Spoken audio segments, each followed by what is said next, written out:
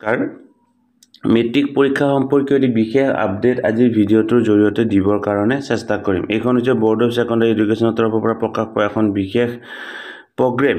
আৰু আমি সকলোৱে জানো আমাৰ মেট্ৰিক পৰীক্ষা হৈ যোৱাৰ পিছত যিসকল ছাত্ৰ ছাত্ৰীয়ে পৰীক্ষাত কৃতকাৰ্যতা লাভ কৰিব নোৱাৰে কিন্তু নিৰ্দিষ্ট পৰিমাণৰ নম্বৰ এটি পায়, তেওঁলোকক কম্পাৰ্টমেণ্টেল এক্সাম দিয়াৰ বাবে সুবিধা দিয়া হয়। আৰু এই কম্পাৰ্টমেণ্টেল এক্সামৰ ৰুটিন প্ৰকাশ পাইছে। 28 মে তাৰিখৰ পৰা এই পৰীক্ষা আৰম্ভ হৈ জুনৰ 3 তাৰিখে এই পৰীক্ষা শেষ হ'ব।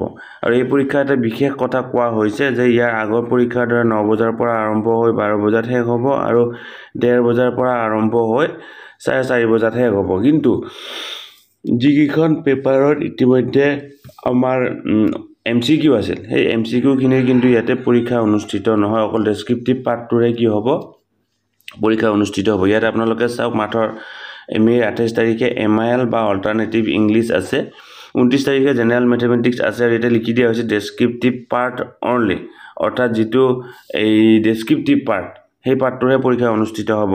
30 মে তাৰিখে general science descriptive part only, 31 মে তাৰিখে ইংলিছ ডেছক্ৰিপটিভ পাৰ্ট অনলি, জুনৰ 1 তাৰিখে social science descriptive part only.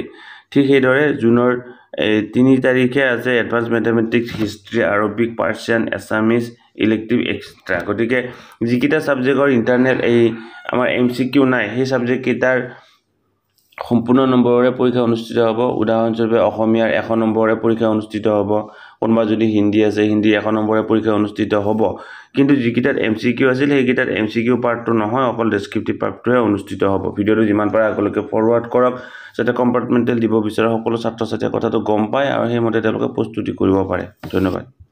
শ্ৰদ্ধা ছাৰ বাইদেউসকল, নলিনীকান্ত ডেকা নামৰ ইউটিউব চেনেলটো হৈছে এটি শিক্ষামূলক ইউটিউব চেনেল।